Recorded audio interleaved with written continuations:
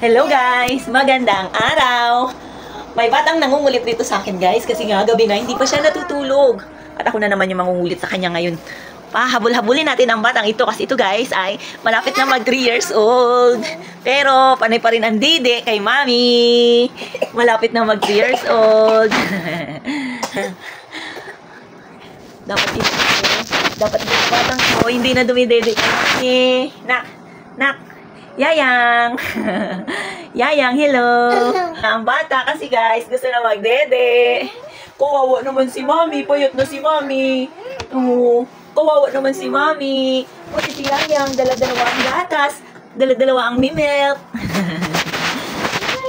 Kawawa naman ang mami ni Yayang guys.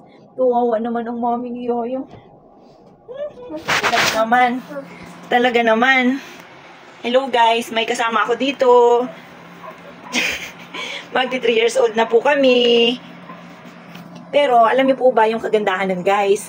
Alam niyo po ba yung kagandahan ng breastfeed? Hindi po yan siya sakitin. Kaya, simple pa rin tayo na super liksi-liksi ni Yayang at hindi po nagkakasakit. Alam niyo guys, sinayaan ko lang yan siya na tuloy-tuloy lang yung pagdedede, pag-breastfeed niya kasi nga, nakakatulong naman din talaga. Super talaga yung laki ng tulong sa kanya sa pag-breastfeed kahit na mag 3 years old na yan siya guys. Kaya sana lang, kasi isa pa, pagka ganito yung matutulog na siya, ginagawa niya lang kung pampatulog. Kasi, meron pa naman din po laman yan, may gatas pa rin.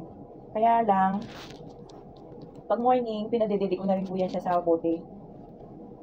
Yun lang guys, yung kagandahan talaga pag breastfeeding, masarap ang tulog ninyong dalawang magnanay, hindi tulad pagka sa bote, di ba, kailangan mo pang mabuyat para magtimpla-timpla ng gatas. Pero naman itong little boy namin guys, nakataas-taas pa ang paa habang nagdidede. Ganito lang kami. Dalawa lang kami dito sa loob ng kwarto. Napagod na po kasi maglaro ang Yayang namin. Bukas guys, maaga pa nga may pasok kasi. So pagka ganyan, maaga po akong gumigising. Ang ginagawa ko po, pinapakisuyuan ko si nanay na lipat dito sa kabilang kwarto para may kasama si Yayang. Tapos guys, bit-bit na ni nanay yung isang buting gatas para hindi na siya mag-iyak-iyak.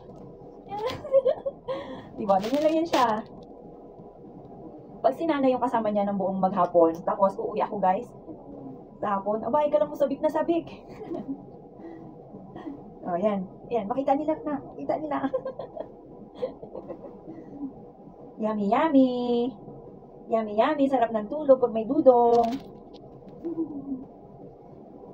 Kaya maganda pa rin po yung, bukod sa nakakatipid tayo mga nanay, maganda po talaga mag-breastfeeding. Maganda magpadede sa ating mga anak dahil nga sabi nila di ba malambing. Which is totoo naman din. At hindi pa sakitin. Kaya yung little boy na to guys, magti 3 years old na yan siya. Pero panay pa rin ang dede kay mami. Malakas pati kumain ng kanin.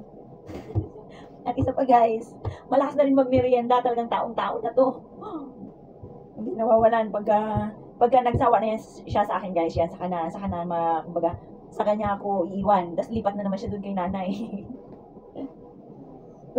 Sleep na tayo. Sleep na tayo.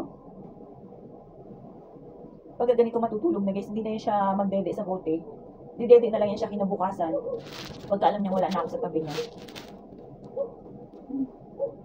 Sige na. Higa na tayo, sleep na tayo dali. Pas maano pa. Ay, ang yaya mo. Laki-laki na, nagdidede pa rin Sleep na tayo, sleep na.